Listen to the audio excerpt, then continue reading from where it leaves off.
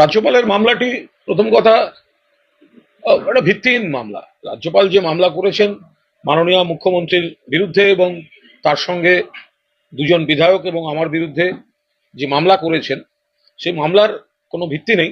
শুনানি ছিল, সেখানে আইনজীবীরা তাদের বক্তব্য রেখেছেন। অর্ডার এখনো রিজার্ভ আছে শুনেছি। আশা করি কলকাতা হাইকোর্ট থেকে অর্ডার যত তাড়াতাড়ি সম্ভব পাওয়া যাবে। এখন মানহানি কার হয়েছে এবং কিভাবে হয়েছে এটাই তো বোঝা যাচ্ছে না।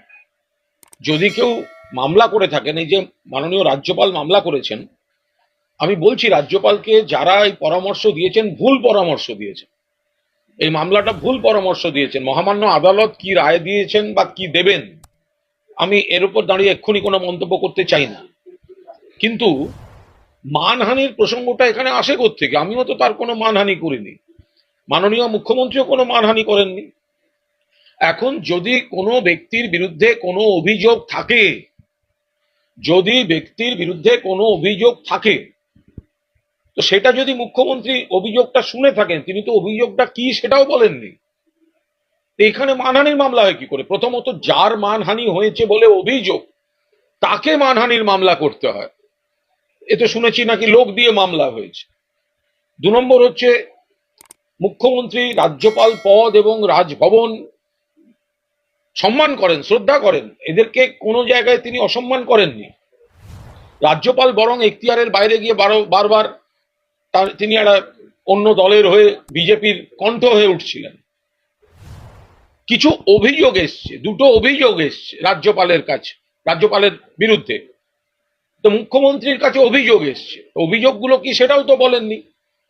আমার এগেনস্টও একই বক্তব্য, কিন্তু কি অভিযোগ তা তো বলেননি। মাননীয় আইনজীবীরা লড়ছেন, তা আমি তো আমার আইনজীবী অয়ন চক্রবর্তীকে বলে রেখেছি, যদি মহামান্য হাইকোর্ট রাজ্যপালের পক্ষে রায় দিতে যান যে এটা মানহানি, তাহলে দয়া করে 24 ঘন্টা সময় চেয়ে নেবেন। তা আমি তো এখনো বলিনি, তাতেই যদি মানহানির মামলা হয় 24 ঘন্টা সময় চেয়ে নেবেন। পরের দিন যেন ডেটে শুনানি থাকে, ওই 24 ঘন্টার মধ্যে আমি যেটা বলেনি সেটা আমি বলে দেবো। না বলে আমি মামলা খাবো কেন? আমি তো বলে মামলা খাবো।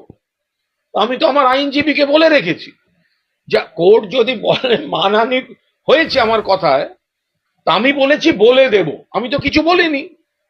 তো বলে দেবোর জন্য যদি মামলা হয়, তাহলে আমি তো বলেই দেব, মিটে গেল।